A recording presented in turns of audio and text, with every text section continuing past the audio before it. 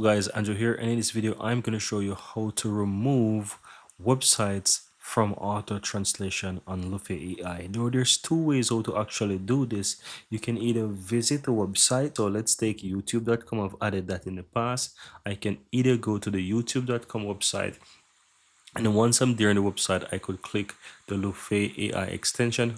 In my case, I have it on the upper right. Once I click on that, I would see that it have the auto translation on, and I can simply toggle it off to remove it. Right now, I'm going to leave it on for the time being and show you another way how to actually remove them. Another way is to by simply click the extension again and go to the settings. Once you click on the settings, under the generals tab, you want to scroll down to where it shows always translate these sites, and you can remove websites. So here I have YouTube. I can go ahead and I can remove Etsy. I can go ahead and I can remove more websites, and even basically Google. I can remove all of them if I so desire.